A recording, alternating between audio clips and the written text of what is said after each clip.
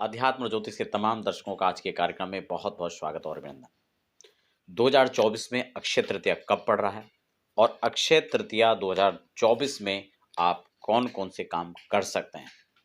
जब 2024 में हम मुहूर्तों को लेकर के अभाव देख रहे हैं, तब हमें मुहूर्तों के लिए कहीं ना कहीं एक चिंता सता रही है। चाहे वो गृह प्रवेश आपको करना है, गृह आरंभ करना है, विवाह है, मुंडन संस्कार है, कई प्रकार के कार्यक्रम हैं जो कि आपके तमाम मुहूर्तों पर आधारित हैं और आप उनके लिए जो है एक अच्छे उत्तम समय की आप प्रतीक्षारत हैं।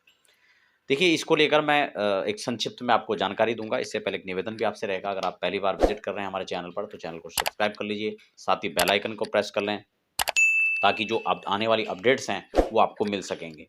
देखिए, यहाँ पर अगर आपको गृह प्रवेश करना है या गृह आरंभ करना है या कोई भी मुहूर्तों का जहाँ आप सर्च कर रहे हैं मुहूर्तों के लिए, आप सब जानते हैं कि अक्षय तृतीया एक ऐसा मुहूर्त माना जाता है जो अबूझ मुहूर्त जिसको कहते हैं, यानी जब मुहूर्त ना निकल रहा हो। लेकिन यहाँ पर थोड़ा समझने की बात ये है कि मुहूर्त क्यों ना निकल रहा हो, ये थोड़ा-सा यहाँ पर बिंदु है जो आपको समझना होगा। क्योंकि खासकर विवाह के परिप्रेक्ष्य में देखा जाता है कि जब वर और कन्या दोनों की राशि के अकॉर्डिंग मुहूर्त नहीं बन रहा होता है, क्योंकि वहाँ पर त्रिबल शुद्धि का मुहूर्त निकालना होता है।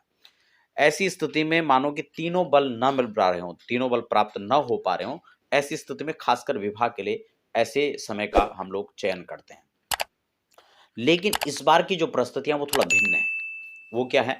क्योंकि आप सब जानते हैं कि अप्रैल के माह में ही शुक्र अस्त हो चुके होंगे, ठीक है ना?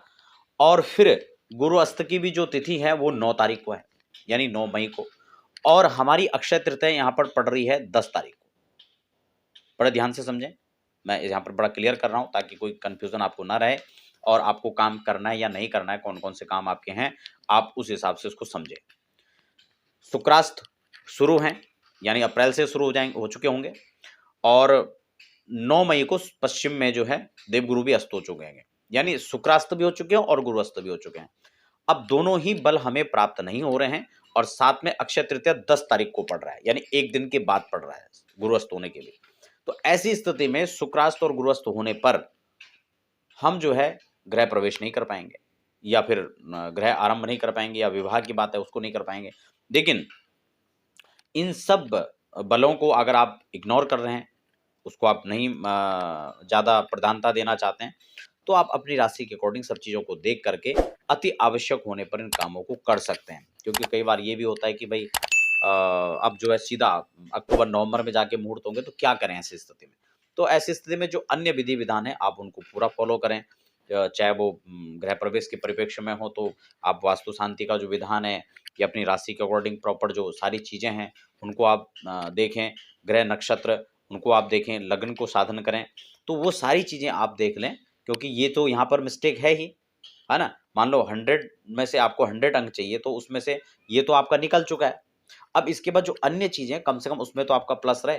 तो इन सब चीज़ों को आपको चेक करके आप जो है अपने लिए जो आपके कार्यक्रम हैं आने वाले उनको लेकर के आप व्यवस्था बना सकते हैं।